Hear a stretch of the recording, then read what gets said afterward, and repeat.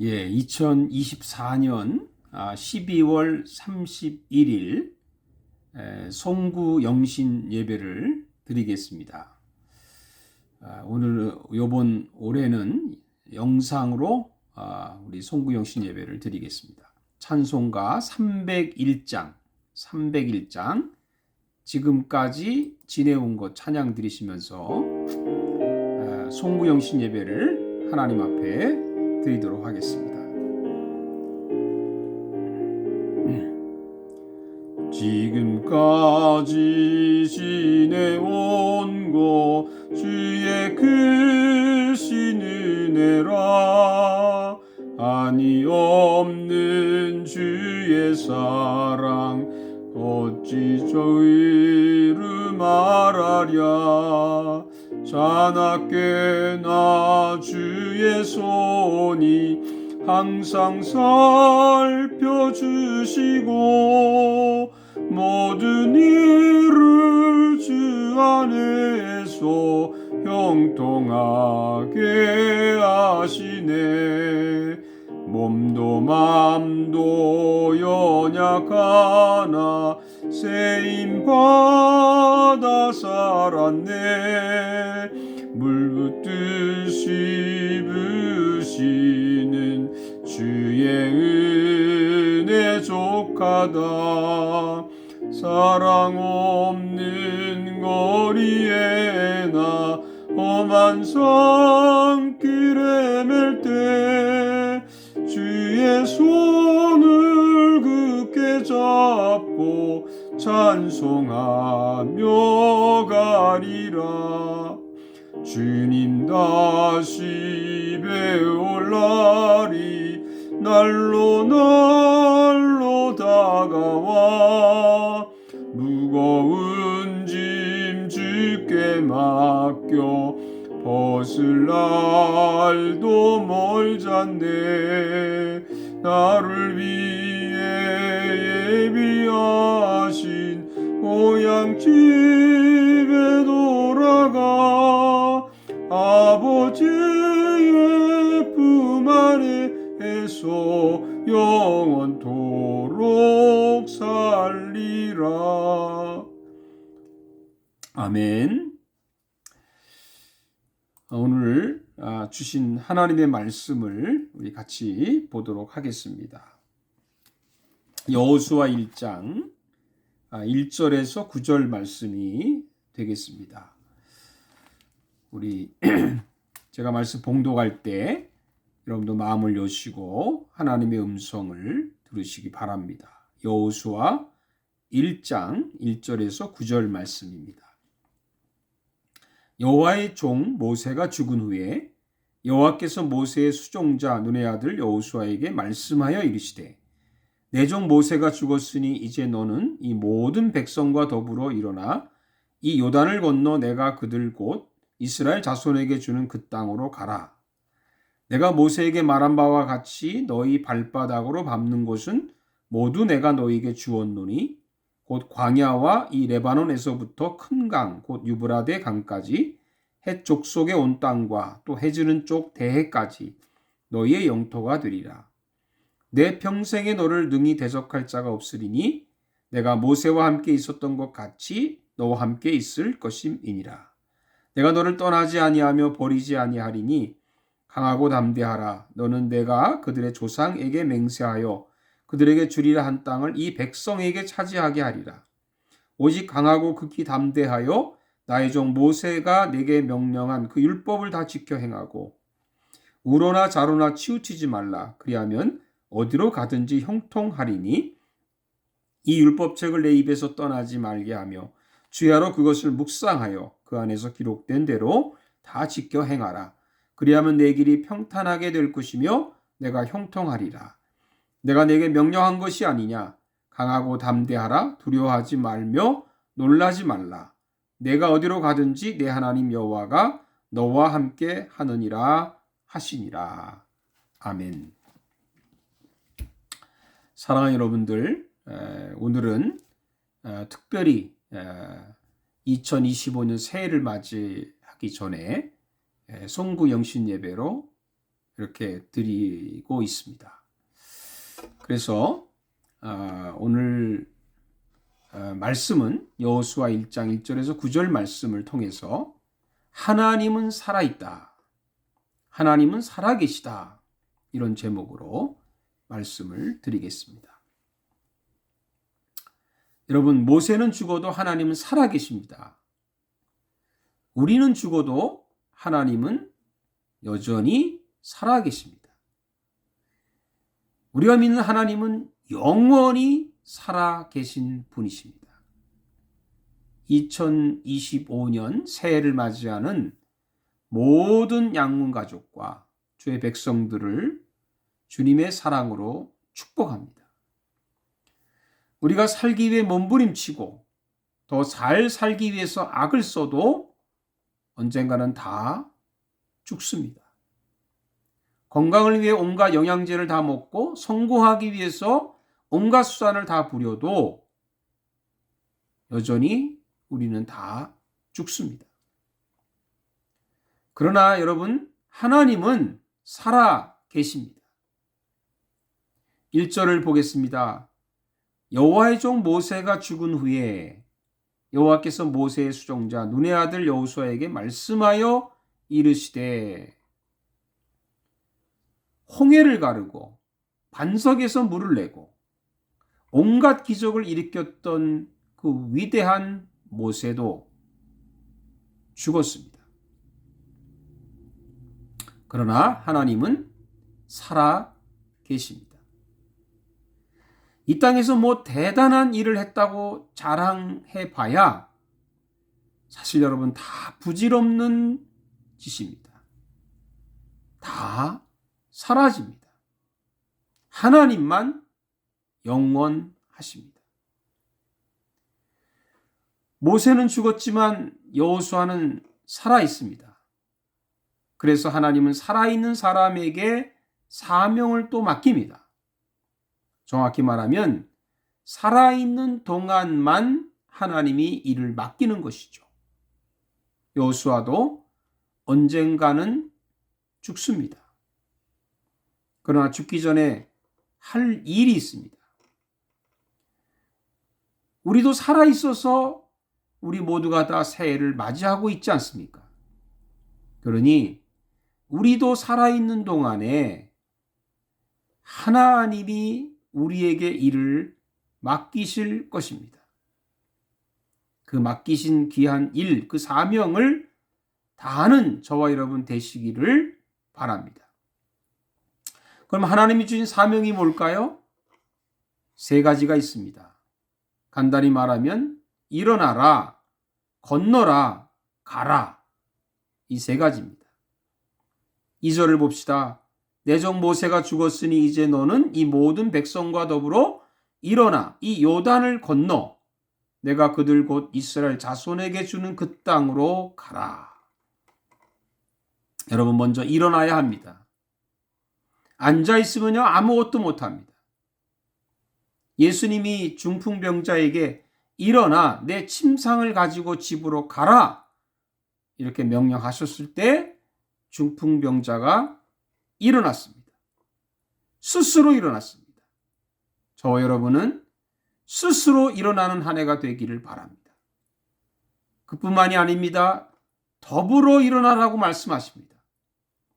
여호수아 스스로 일어나야 되지만 또 여호수아에게 주어진 사명은 모든 백성과 함께 일어나야 합니다. 여러분, 함께 일어나면요 큰 힘이 됩니다.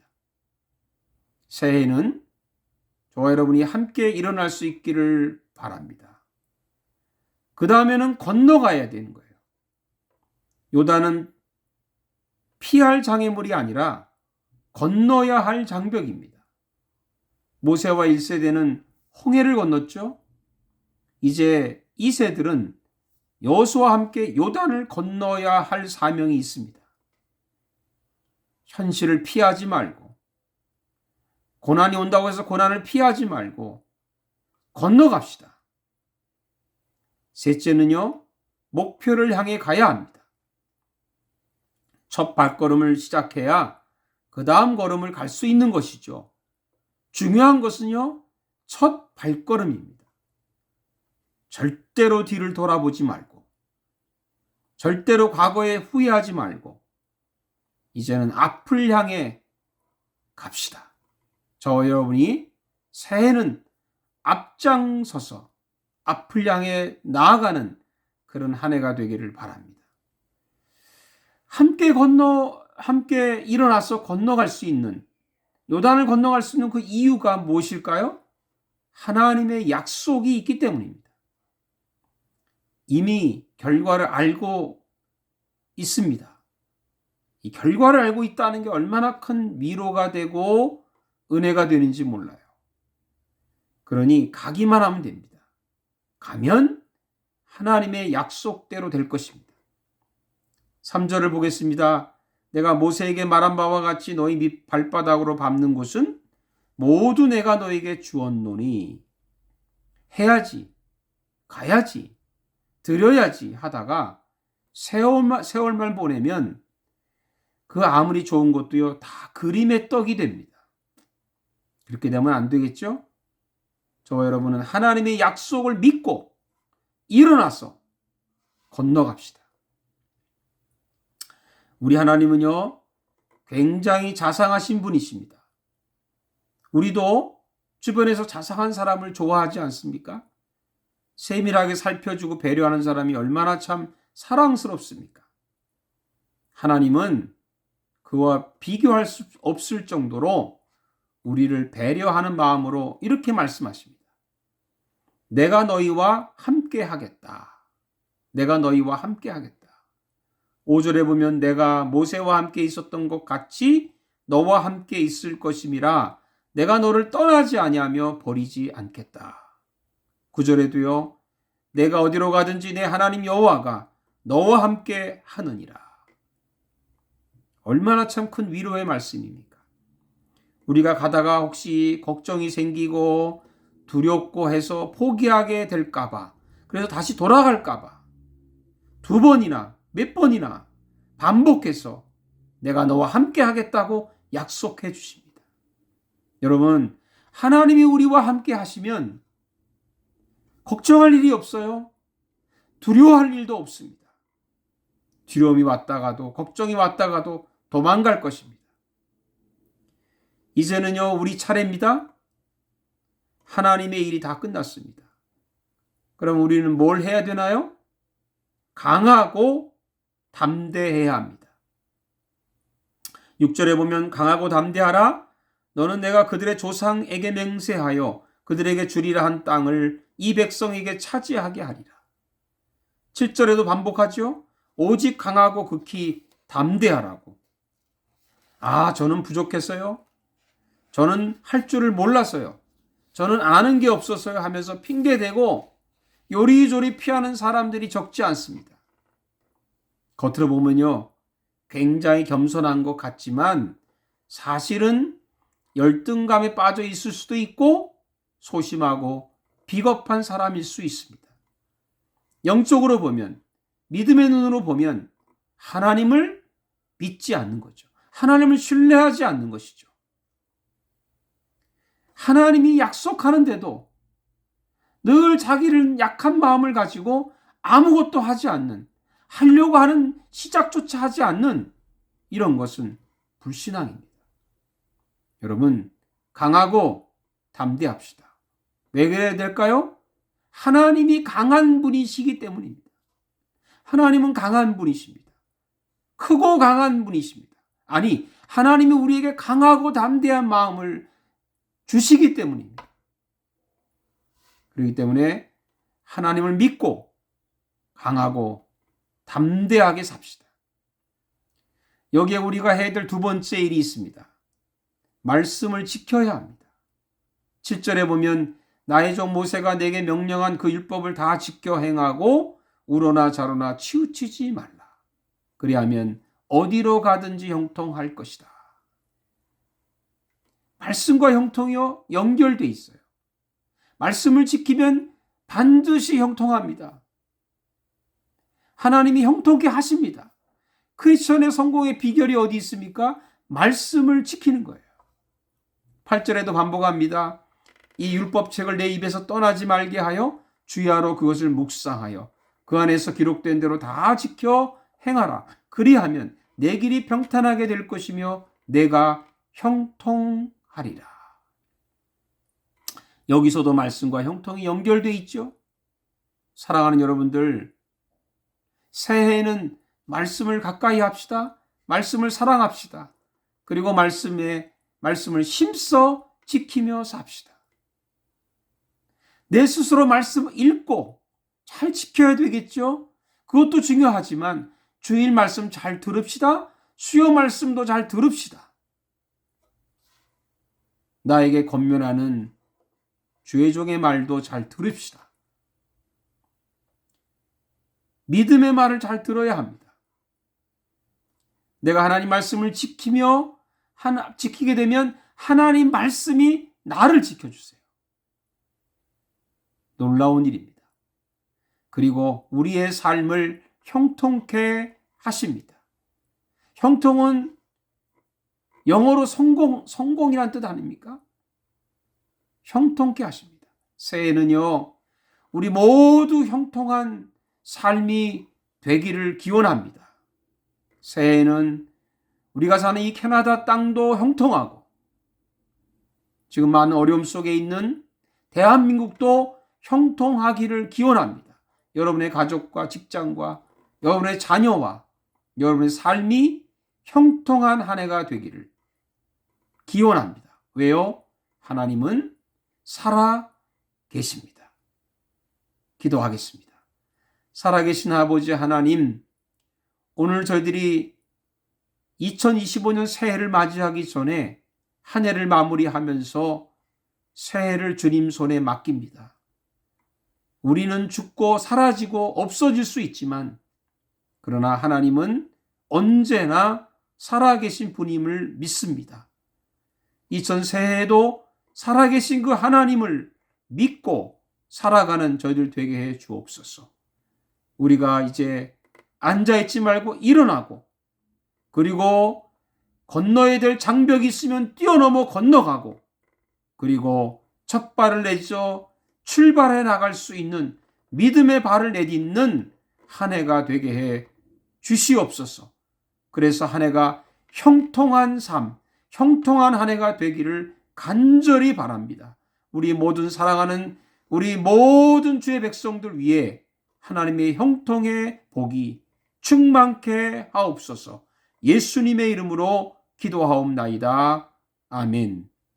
이제는 우리 주 예수 그리스도의 은혜와 우리 하나님 아버지의 큰 사랑과 성령의 교통하심이 2025년 새해에 우리가 하나님을 굳게 믿고 그분의 말씀을 지키며 살기로 다짐하는, 그래서 형통한 삶을 기대하고 새해를 맞이하는 우리 모든 양문 가족과 주의 백성들 위해, 우리 사랑하는 대한민국과 캐나다 위해, 특별히 병중에 있는 사랑하는 모든 환우들 위해 이제로부터 영원토록 함께 하시기를 간절히 축원하옵나이다. 아멘. 여러분 모두에게 미리 새해 인사드립니다. 주님의 이름으로요, 새해에 큰 복을 받으시기를 간절히 바랍니다. 감사합니다.